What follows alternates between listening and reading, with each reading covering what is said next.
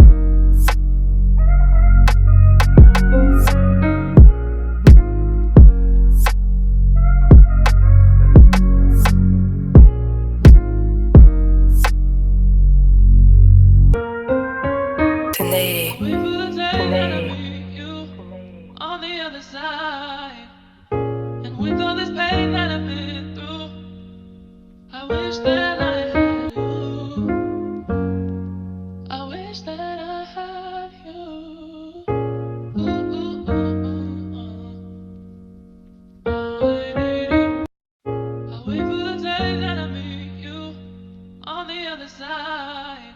And with all this pain that I've been through, I wish that I had you. I wish that I had you. Ooh, ooh, ooh,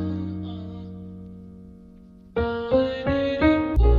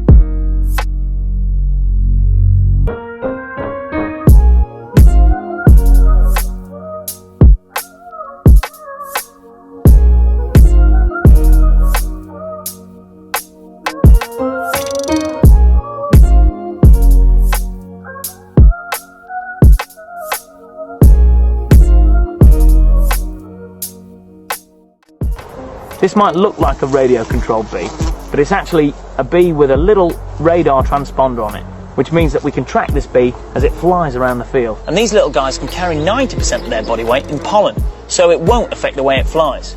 First of all, the bees are flying much faster than predicted, an incredible 30 miles an hour, even when fully laden.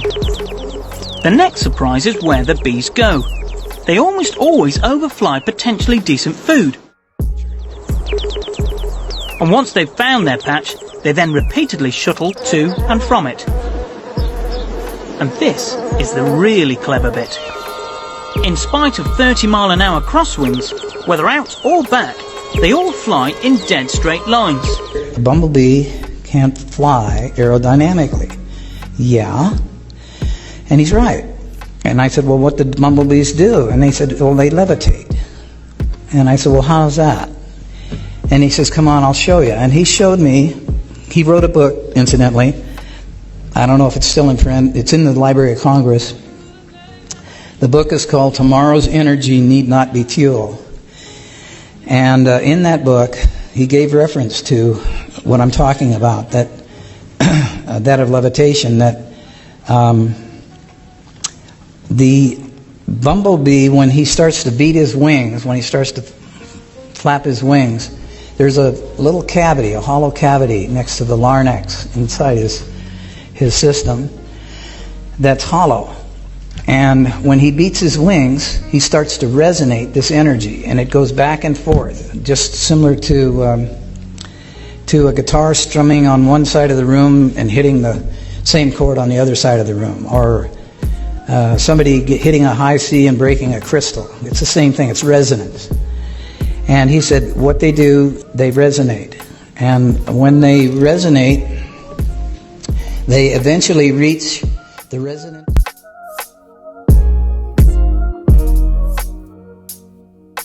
of the field around them. And he explained it this way to me, that the earth was, of course, spinning, but it was operating on a frequency of 8.5 hertz per second or so forth. And he says, once this bumblebee hits that resonant frequency of its surroundings, it becomes a free agent. It creates a magnetic bubble around itself, and it can go anywhere it wants. And I said, well, that's not in any of the science books. He said, I know. You probably never see it there either, but that's what happens. They'll discover it someday and bring it out, but it's just we have a conventional way of doing things, and then we have a natural way of doing things, and they're totally different. They're diametrically opposed. The important point here is the bees. As you've heard, the bumblebee shouldn't really be able to fly. Those wings are way too small to lift that chubby little body off the ground. In fact, it's a bit of a conundrum also for the mainstream scientists. They can travel in perfectly straight lines for long distances without any deviation, even during a howling crosswind. Because of the resonant frequencies produced by the vibration of their wings, they create a bubble in the ether, protecting them from any outside interference. So levitation by sound waves is a real-world effect. Do you want more proof?